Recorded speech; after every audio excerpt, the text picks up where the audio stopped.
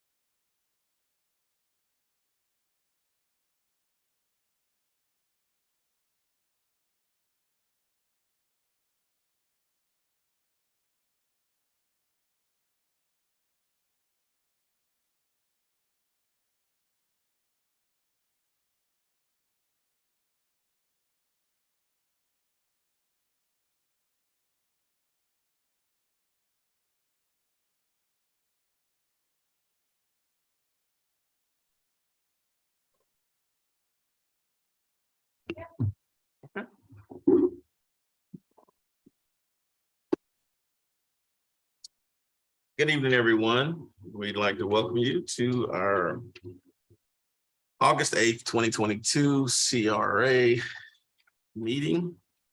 At this time, we're going to have our invocation and our pledge. I want to ask Mr. Troy Lockhart if he would lead us in the invocation. You can come up for. I'll have Mr. Alexander lead us in the pledge. Conferences be also. You just go right here to the mic. Or just go to the podium. You can mash the button, cut the mic. Okay. Every head bowed. Heavenly Father, we thank you for this day that you have made for us, that we have never seen and that we will never see again. We thank you for the ones that are assembled here, and we are grateful for the opportunity to learn and to gain knowledge in order for our communities to be better. We thank you for the leadership that you have provided for us. We ask that you just continue to provide protection and cover them in health and strength. And for the people here, we're grateful. And we just ask that any knowledge gained here is used for the betterment of our community. We ask all these blessings in Jesus' name, and for his sake we pray. Amen. Amen.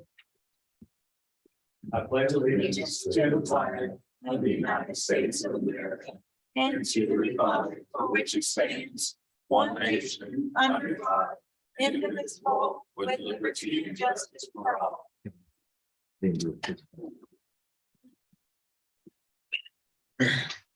Thank you. Roll call, please. Thank you, Mr. Mayor. Commissioner Tammy McCaskill, Here. Commissioner Will Jones, Present. Commissioner Justin Campbell, Present. Commissioner Rufus Barham, Present. Commissioner Jeff Rawls, Present. Mayor Tillman. Here. We have a quorum in the chamber, sir. Thank you. And all members are present and accounted for. Next up is approval of minutes. I will take them cumulatively unless there are changes to any one of the meetings.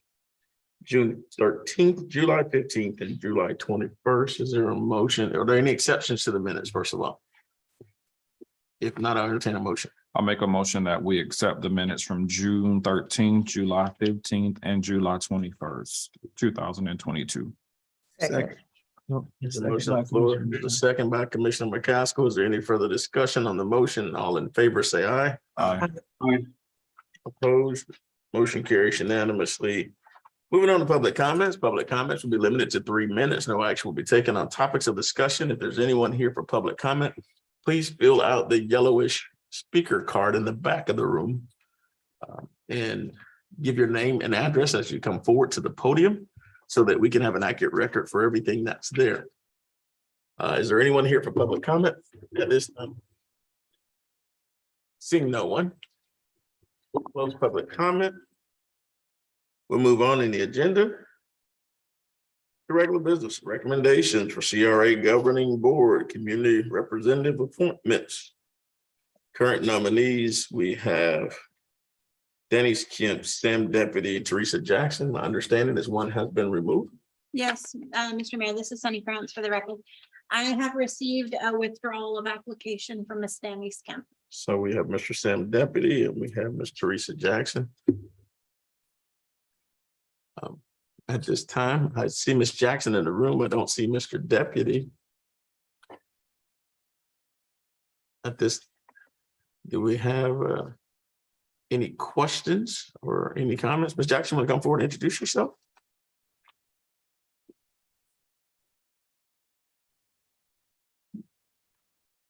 My name is Teresa Jackson. I'm a long-term resident here of Putnam County, pretty much born and raised here. Moved out of the county some years back, but now I'm back home. So I'm hoping to join everybody and make a difference in our community. You've got a current business affiliation that's within the city of Palatka? I do. I have residential group homes here in town and along with also some rental properties here. So yes. Any questions from Ms. Jackson? Okay, thank you. Thank you. I think we're all familiar with Mr. Deputy. Previously served on the CRA board. Uh, At this time, I'll entertain a motion or discussion as it pertains to the two applicants. I make a recommendation that we move forward with the approval of Ms. Teresa Jackson. Second. There's a motion on the floor and a second. Is there any discussion on the motion? Question. Questions called. All in favor, say aye. Aye. Opposed? Motion carries unanimously. Congratulations. Mr. Mayor, Yes, sir. like you said, I was able to speak to Ms. Jackson yesterday and I was prepared to make the same motion. I thought she would be a good addition to the board. She definitely has several business interests around the city and I think she'll represent the business community well. Okay. The motion has been made and it has passed. And again, welcome aboard, Ms. Jackson, Mr. Deputy. Again, let the record reflect that Mr. Deputy just walked into the room. Mr. Deputy, we want to thank you for all your service to the community, to the city of Palatka. We want to thank you for your willingness to serve again on the CRA board. Moving forward in the agenda at this time, Ms. Krantz will get with you, Ms. Jackson, about swearing in. Moving forward at this time, recommendations for approval of Small Business Development Center's Memorandum of Agreement.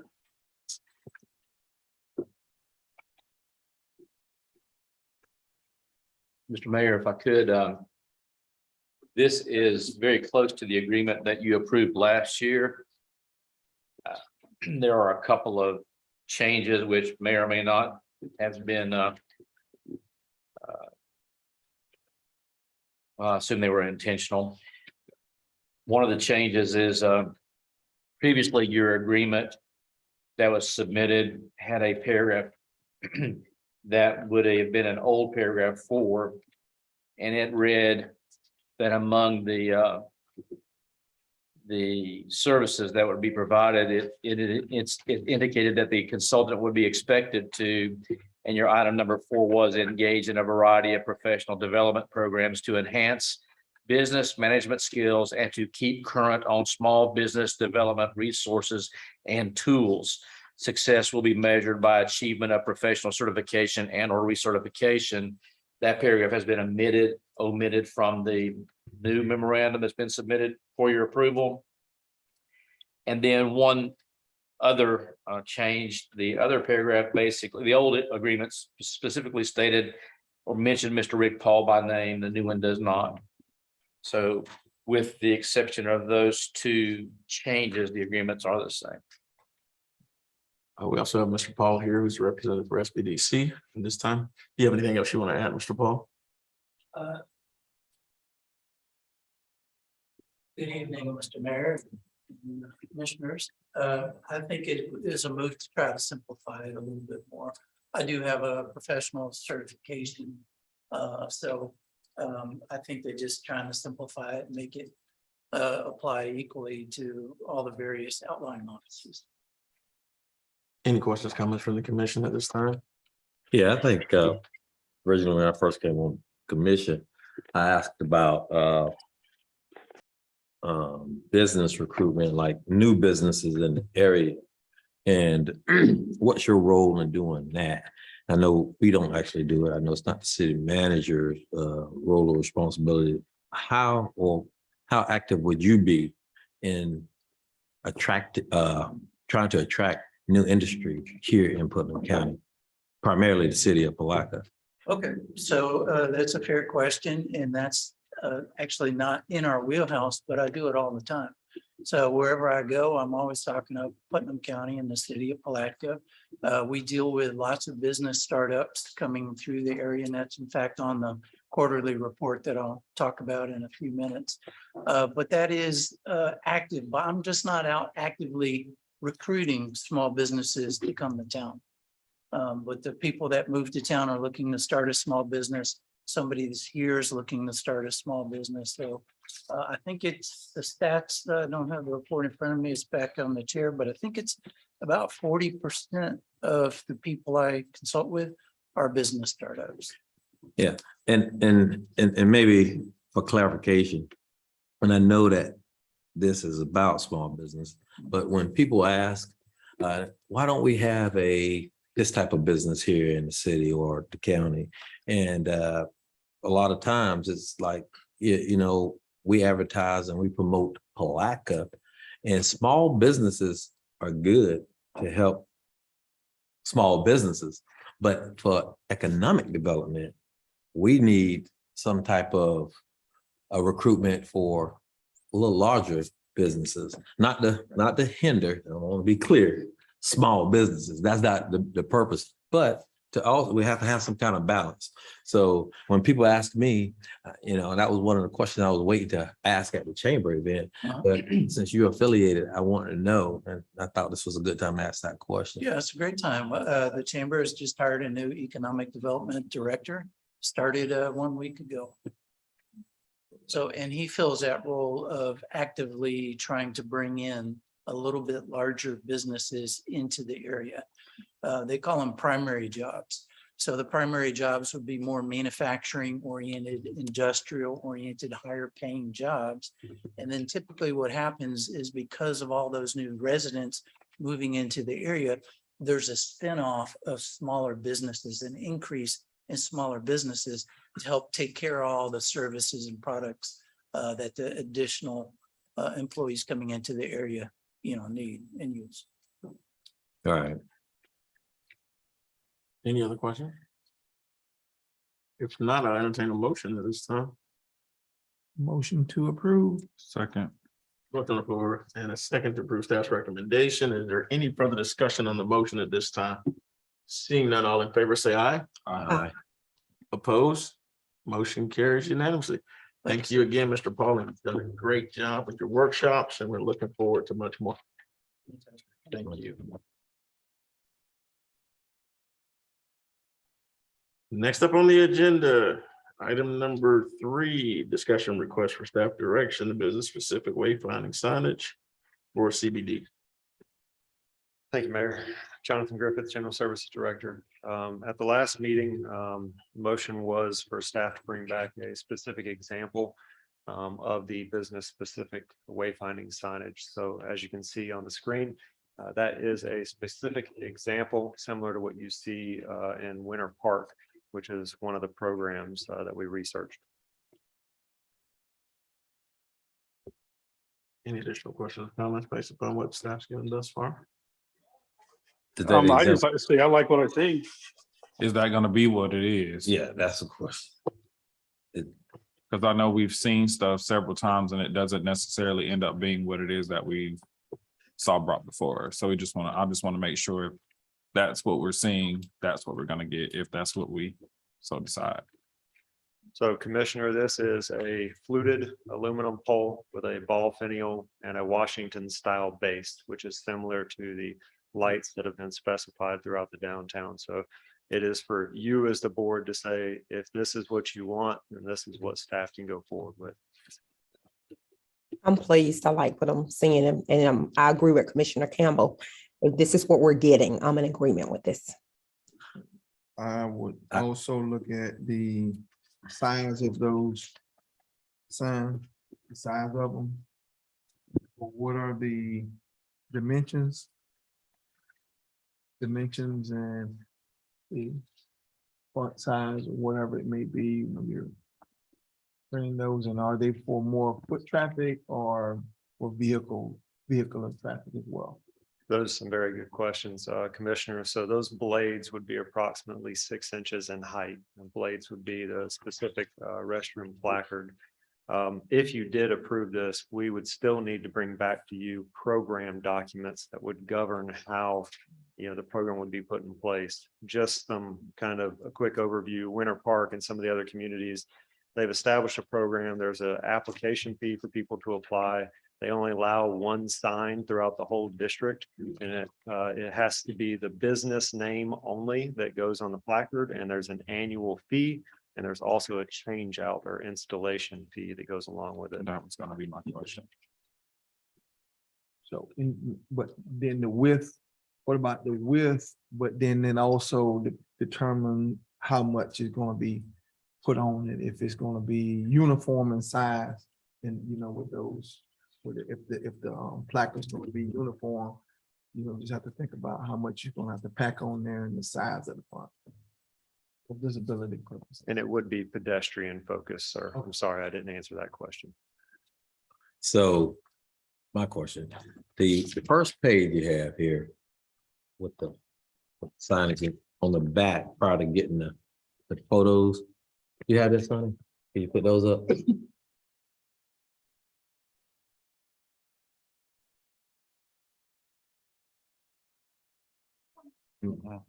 This is the.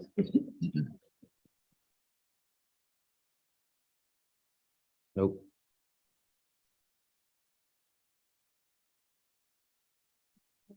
I think he's looking for the one that has the brown signage, Tony. It's the wooden signs, wooden looking signs.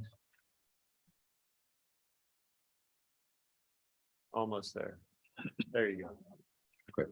So those, are those option, those signage? That could be, sir, and that's another option where they've standardized the font and color. So we're voting on those colorful ones that he showed us first with You scroll back down. yeah, the Mount Dora or the Winter Park. Yes. These don't have a city designation, but those are the ones that I like. So if that's what we're voting on. I just wanted my vote for those. Are the poll locations to be the same as? Or what are the poll locations exactly? So if you recall from the last meeting, there was a concern from staff that you'd probably have to put some limitations on it based upon the number of business in the downtown setting. If you're focusing this on commercial corridors, or if you're going to do approved locations. Something else we saw, Mr. Holmes, is I think it was Winter Park. They said they would not install a sign at a specific location unless they had a minimum of 4 businesses that had requested a sign at that location. So the location would mean, are we talking about doing this on Reed Street or on St. John's Avenue? I think that's to be determined. Then I think with that, it kind of changes my mind with regards to if I was to see something like that, I would want that to be, I think that's brightens up downtown. But if it was going to be on the Reed Street corridor, I agree with Commissioner Jones. So for me, it depends on where we're housing them to give my final. So Commissioner Jones did not want the bright signs? Not on the main street. It looked a lot of busy and it looked, I was just clarifying, just to Yeah, make sure we're to me, understood I on the don't- record. I think I looked. Because you're not gonna get street traffic, if it's more pedestrian driven, you're not gonna get pedestrian on Reed Street. So if it's more pedestrian driven, that means we should be looking at the option of downtown on on St. John's Avenue, if we're looking for pedestrian friendly. So a couple comments there, commissioners. If you're looking at locating this on Reed Street, the only place where we could locate it would be on city property adjacent to Reed Street or on private property where we have lease agreements in place to put the signs. DOT has specific standard as they've standardized the process for off-site signage. And you have to meet minimum character size and what they call retroreflectivity. So you have to use the DOT standard for colors and retroreflectivity. And based upon the design speed of the road, the size of the lettering gets larger. So if you can imagine on a 75-mile-per-hour road, the lettering is really large. On a 25, it's smaller. Last time I looked, the lettering to be placed on Reed Street was somewhere in the 6 inches range. So you're not going to get signs of this character to meet their standard. They'll be more consistent with what Commissioner Jones is talking about. But still, if we're looking for it to be pedestrian friendly, that's more pedestrian friendly. And again, it has to be on St. John's Avenue.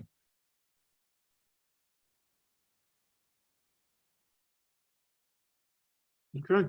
So look like the location has been determined. St. John. No, it hasn't been. For that sign. Yeah, I mean, We're gonna put it. on I'm just St. trying to make sure, so if we're making a decision on Reed Street, or if we're making a decision on St. John's Avenue, that determines the way that I'm gonna vote. Or my recommendation. John. So mine as well. It sounds like it's very restrictive on the Reed Street side. Right. where It has to meet like really strict criteria in order to place them. And then we don't have, it has to be pretty much city property for the most part, unless you, well, you wouldn't want to put that on private property, so.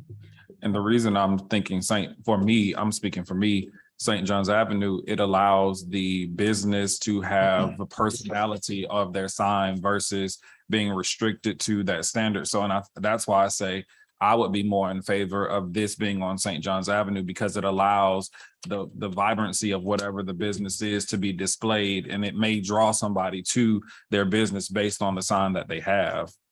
I agree with that. Mr. Ripple.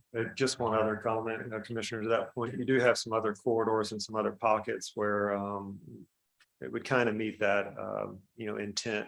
7th Street, Laurel Street, the 11th Street corridor, which we're going to see a significant amount of investment over the next couple of years. And I believe even in some time, probably along Main Street, which will be more pedestrian focused. So staff would just ask if you're considering this more of those pedestrian zones. There's some other, side streets, and specifically 11th Street, that would probably warrant this same kind of installation. Yes. I would put in place feet between signage. I mean, we won't want one on every block, I don't think. No, I think that's part of the guidance. So- That's part of the guidance that's coming in. Yeah, so where do we want to go in that direction? Or do you have any input from Winter Park? How close are they in relation to are they like every other block, or? So if this is something that you are really interested in pursuing, and this is the character of the signage you're looking for, we can now move forward with actually putting together a draft program document for consideration. And if there's anything specific that you want us to take into consideration, be it the distance between the signs, or a number of placards per sign, minimum and maximum, you could tell us now, or you could wait until you see the draft document. I want to see the draft document, Jonathan, that's just me. And I think if we're looking at example, if you say 11 or Main, if we get into the deal with saying they got to be a certain distance, sometimes they may interfere with other businesses that may locate in a place that could possibly be not represented. So I think we need to be cautious from a standpoint of saying, sticking to a distance, I would say, at least a strict distance.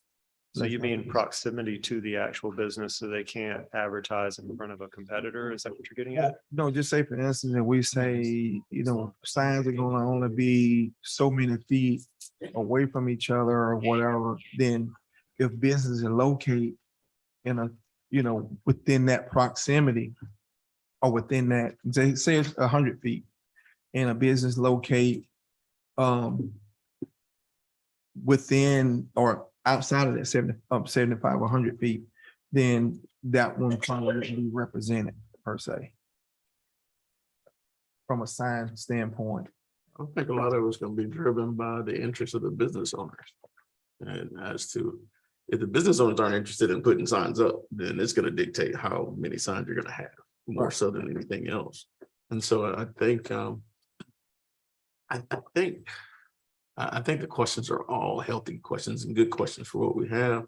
I think at this point, the most critical piece is what's the approval of the concept, and what style is, and it seems as though the commission likes this particular style.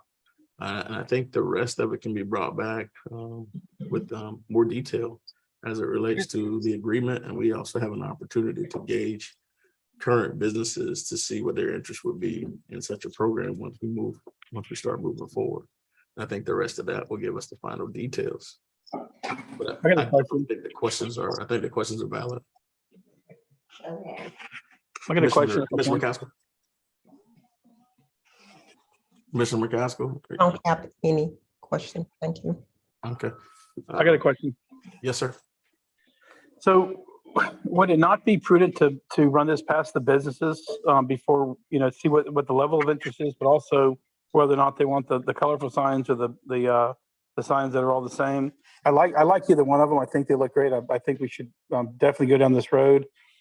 Even if we start just on St. John's Avenue and then eventually expand out. But I think it's very important. I think it's kind of fun. And I think it goes along with what we're doing from 7th Street anyways on down the river.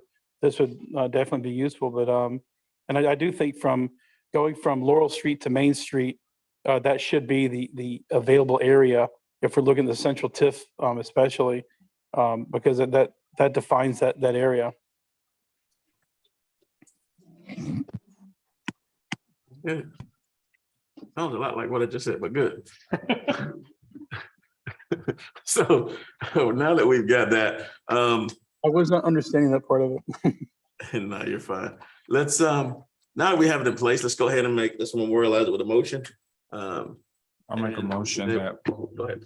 I'll make a motion that we move forward with the pedestrian driven wayfinding signage that has been presented to us today. Second. Motion on the floor and a second to move forward with the colorful oval shaped pedestrian signage. There's a motion on the floor and a second. Any further discussion on this motion? Seeing that, all in favor, say aye. Aye. Opposed? Motion carries unanimously. Thank you very much, Mr. Griffith, for that. I know it's been a long time coming. So we appreciate moving forward with the wayfinding signage. Next up, SBDC, you're back up, Mr. Paul. Good afternoon, once again. In front of you, I believe you have the kind of chart colored report. And so this is the year to date. And Commissioner Jones was asking about business status. And on the bottom right, business status pre-venture is 40% of the consulting hours. So that kind of answers that question as to how many people are trying to start a business that I consult with. And in business is about 60%. Lots of different types of services in there, lots of good things going on, and hopefully these numbers will continue to climb upwards, especially new business starts. I've got 2 or 3 in the works right now. Should be getting feedback on those soon. I've got quite a bit of capital formation out there, but it's at the banks.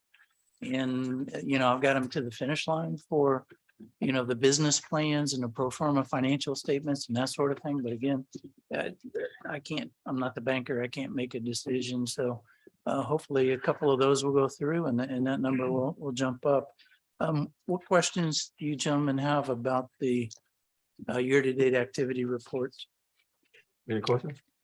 Yeah. You told us about some candidates that were in your program and challenges that they had as far as they're in the program, they start, they get to the midpoint, they get to the finish line, they have credit challenges. Yes. So they can't actually open their business. I want to know what those numbers look like. Have we got to that point yet? How many have gotten to the finish line, graduated and now successful? Or how many have gotten to that finish line and didn't make it? I don't You there think we're yet? tracking that, but we are It's tracking. important. That's almost like a graduation rate. Yeah, I guess it is. The capital formation is when they actually secure the equity or the loan. So what you're asking about is what percentage would go through. I would have to go back through and dig through my records and find out. Yeah. I think that's a benchmark to see how successful it really is. And I would like to see those. And I don't know about the rest of the commission. I would like to see that so that we could brag about that program. We'll say, yeah, okay, after going through this program, this is the fruits of your labor. So could we add that piece in there? Yeah, I don't see any reason why not. But it's individual consulting. So some people drop the ball immediately. I think I went over those stats at one point about it's about the remaining 20% actually end up doing something out of all the people that you consult with. So along the ways, yeah, some of them drop out. They don't realize it's so much work, or they think there's free government grants or something to start a business and that type of thing. But there is a place where I record the number of loans submitted versus number of loans received. All right. So that's the number that you're talking about. Absolutely. I will try to get that to you, sir. That'll be, I'm interested in that as well. And like, Okay. kind of understand and know how much time, you're spending, because if you're spending most of your time getting to the finish line and you're getting 80-90% not getting loans, then you're wasting a lot of your time. Well, you never know what somebody's going to do or what their motivation is. So Well, I we understand help that. anybody coming along trying to push them as long as far as and as hard as we could. Right, I understand that, Right. and I appreciate it, but Okay. again, those stats are important, and it's just a good snapshot Okay, of how well we're doing as a whole. okay. Okay, any other questions? I have a question. Yes, sir. Rick, can you tell us in the past year, how many, just a total dollar value of loans that have closed that you're aware of? According to this, it's 182,867, although there are several big ones that I don't know the answer to that yet. So the capital formation, the 182,000 that's over a 12-month period of time? No, that's from October 1st through June 30th, so it's not quite. Yeah, I 12. was looking for like over the past 1 year. Do you have any idea? For loans received or for capital or equity given, or both? Small business lending. I'm just trying to get a feel for where we are on a small business lending or access to capital, either way you want to look at it, over the past year. Yeah, I'd say it's about 200,000. And that's just in the city limits, correct? No, that's probably countywide. So when you talk to your peers and around the SBDCs, what is that? I'm trying to think of a way to put this. It just seems like that number is off a lot. Especially right now with access to capital, it should be, in the past year, it should have been loosened up a lot and easier to get access to capital. I guess my question is more of a concern that, is it because we don't have viable candidates, or because banks have tightened their lending habits? Or what are the impediments to lending, I guess is my question, if we're only at $200,000, even in the past 10 months? Well, it's probably a little bit of both. And quite a few people don't have the equity to start the business or to put into the business. And yeah, the banks have, the interest rates have gone up, a 1.5, 150 basis points in the last month or so. And that slowed a lot of the borrowing requests way down. I think the bankers are catching a little bit of a sigh of relief there, trying to get all caught up with some of the things that have been going on. Can you speak to not the CRA that you're in front of now, but the Community Redevelopment Act that banks participate in? Any idea what the level of participation is from the banks locally? Have you talked to those, and are they willing to help with that, especially in light of what's happening with the current economy? Commissioner, no, I've not talked to the banks with respect to how much money they're lending locally. I am seeing a couple of the bankers this week, and I will ask them that question. I know that was something that has been brought up several times before, even before you. with the banks and what they're willing to do for our community. So it definitely, I think it will be worth having a conversation and letting us know how that goes, because again, it was something, and of course, I'm not faulting you for what happened before you, but that has been a recommendation of the CRA or a few people on the CRA prior to, so. Okay. Can I ask a question? So if I could say this real quick, Rick, when you're talking to the banks, do you know what the Community Redevelopment Act is? Not specifically, sorry, Okay, Commissioner. so banks are allowed to write off bad debt. And when they write that off, it's part of their giving, if you will. But they get to write that off. They get to collect from the on the tax side of it. And part of it goes, part of their giving to the community, part of the give back is through their CRA, which is under the Community Redevelopment Act. The money can be used for housing. It can be used for business lending. I think if you would, I would like to see you educate yourself in that respect, and maybe at the next meeting, tell us how the banks locally can help with some of the problem solving. One of the big problems that we have that we're facing right now is going to be housing, and the CRA, not the CRA that you're in front of right now, but the Community Redevelopment Act can actually help with that, but it can also help with business lending. So maybe if you could come in and talk to us next time about that, I'd greatly appreciate it. Sure, be happy to. And my question had to do with the incentivization programs that might be out there for banks to invest in a impoverished or That's CRA. challenged community. And so it's basically tracking the same question that the commissioner asked was, are the banks that are present in Putnam County, are they active in that program? Have they explored it? Are they aware of it? Do they have bank officers who perhaps are who specialize in it, or at least are have their pulse on those programs to see if there's some maybe interest in them coming in and bringing some money to the table. We all understand that banks are in the business of making loans to make money. We all understand that sometimes loans for new businesses are more risky than loans for established businesses, especially if there's no collateralization for the loan. But I think that's what those programs were designed to try to counteract. And that was, I think, follow-up question to what Commissioner Rawls was asking. Okay, very good. I do have some additional information. I think also in front of you, tomorrow night's one of the workshops. Tom Hoverson from Camarco is going to be making a special presentation on new product development and launch. And this is really the basis for a good business.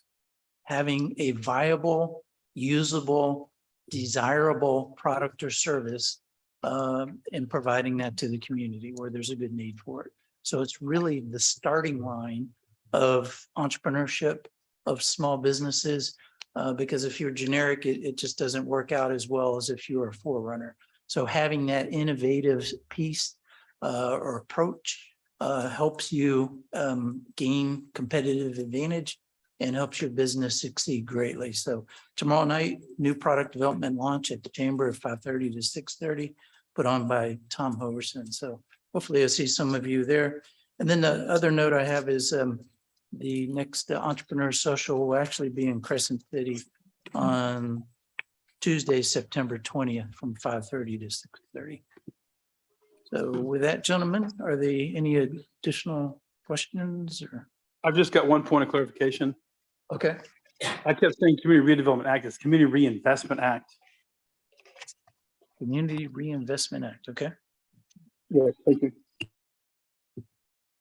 I just had one comment regarding that, but I mean, with the number of local banks that we got here, I do think, it'd be prudent that we do move forward with linking up with those. Again, I thought we were going to bring them in and they were supposed to, I guess, talk to the agency as well, because we got money in these banks and they got local money, but they're not lending locally. So I think it's prudent that we deal with TD Bank, South State, Ameris, First Coast, ViStar, Capital City Bank, Prosperity, and Citizen Bank. We gotta work with these guys as a partnership so that we can make sure that some of those people that's dropping out of the program may be able to get a loan, whether it's a high-risk loan or whatever it may be, but we could be missing out on a Microsoft here. Okay. Or Google. So. Any additional questions? No, sir, Mr. Paul. Thank you very Thank you, much. gentlemen. Yes, sir. Next up, building improvement cost share, May 2022 cycle, Ms. Cano. Marcia Gano, project manager. On the building improvement cost share program, we received a number of 13 applications. Those are scheduled to be ranked and reviewed by the Grant Evaluation Committee on September 19th. Any questions? Committee just met for the first time about a week ago. And so we're up and running and process is moving forward. Who's all members of that You asked the committee? question that I was going to. Who's all on that committee? I do not know the answer to that. I can't give you all of them, but okay, Sonny can. Mayor Hill, may I speak to this? Thank you. One quick correction to Ms. Gano's stats. There was actually 13 applications, but only 11 of them are scheduled to be ranked. Two were sent back to be due to being everything needed in there. Sorry, I wasn't planning to speak to this. There are 5 members on the board that the commission appointed. Desiree Akins, who was recently appointed chair, Lysandra Williams, who was appointed vice chair by the committee, Wayne McLean, James Norwood, and John Vanderwerf, sir. Any additional questions? Okay, thanks, Ms. Cano. St. John's Avenue streetscape. Marcia Gano, project manager. All right, St. John's Avenue streetscape is currently out for bid. The bid is due, deadline right now is 8/15. In addition to that, we had a community engagement meeting. It was hosted by Mr. Sam Deputy. We had about 30 people in attendance. And I would say that the comments from the community were thoughtful and productive. It was really one of the best meetings that I've had the pleasure of being a part of.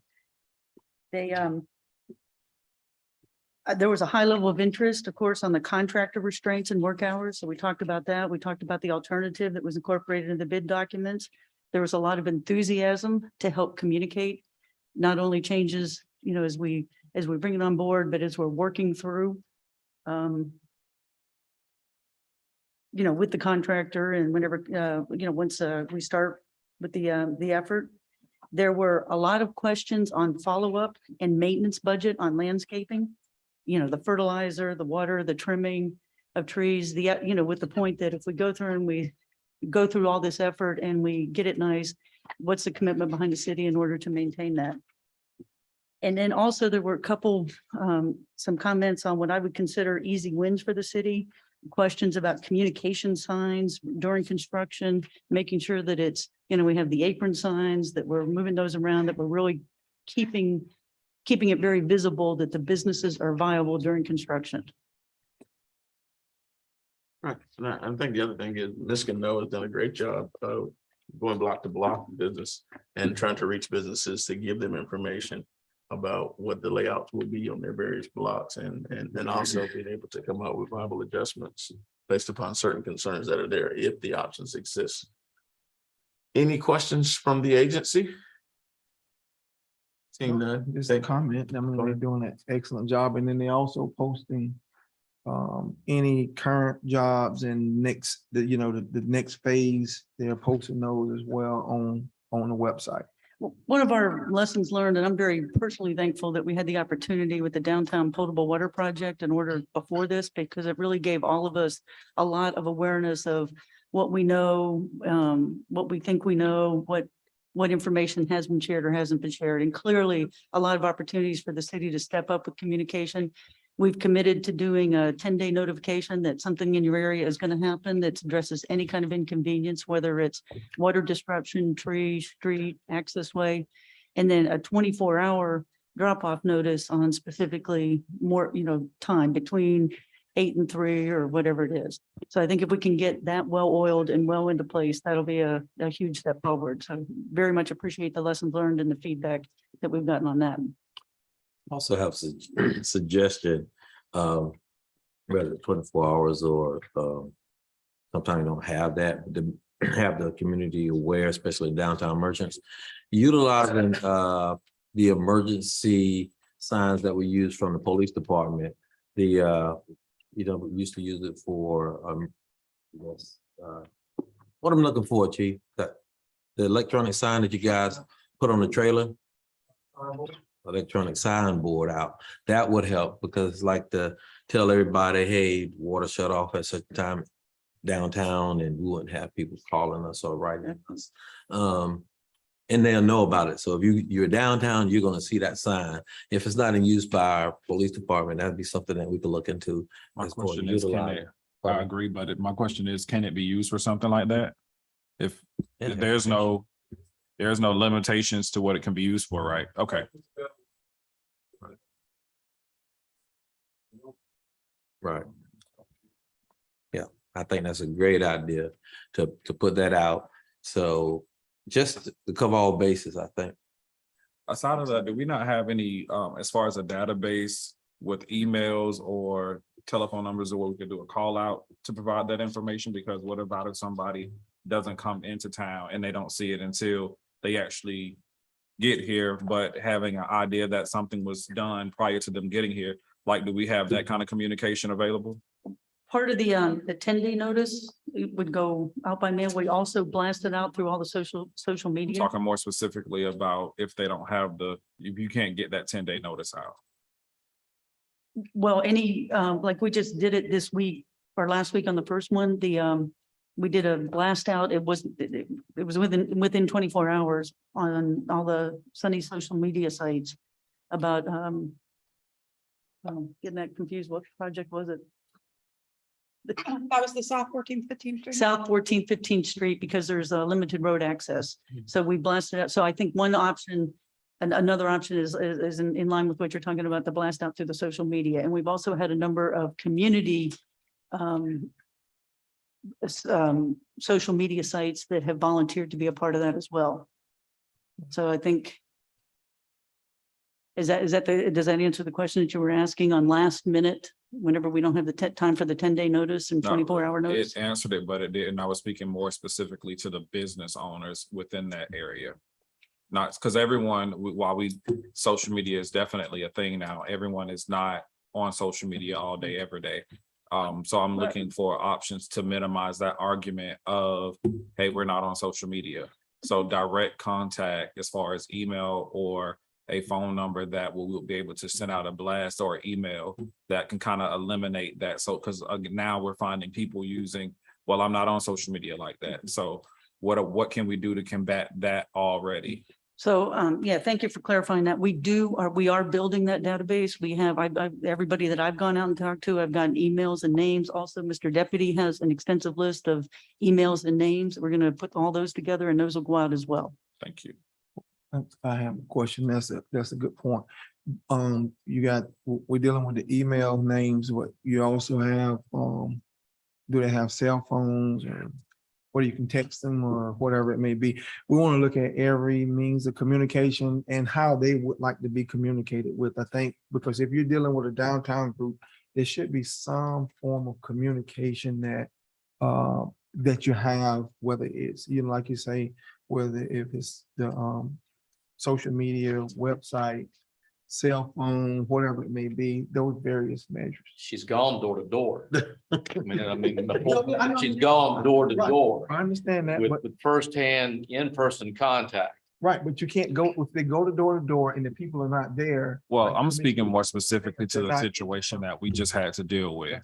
If they're not in town, then you're gonna miss them. So if they got another form of communication, you're gonna hit those communications. So commissioners, on our website, we have the ability for people to go in and sign up for alerts under the Notify Me page. So every time a press release or a news alert is posted, and you can actually select how you prefer to get notified via email or text message.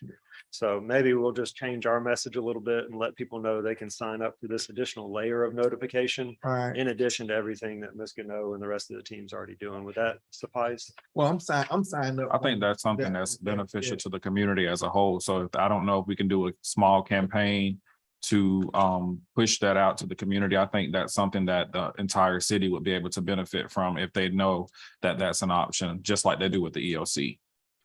I think we're all thinking very much on the same lines. This has got to be a very active, layered, consistent communication, a one-shot wonder, something that goes out one time, doesn't go out the next. People really got, we've got to exercise a lot of consistency in the way that we're notifying people, and it definitely needs to improve. Thank you, Ms. Cano. I have Go ahead. one more. Okay, so just to let everybody know, the follow-up to the marketing analysis and the business incubator feasibility study. The draft report has been prepared. It has been distributed to each one of your boxes. I'll also make sure that you are emailed a copy.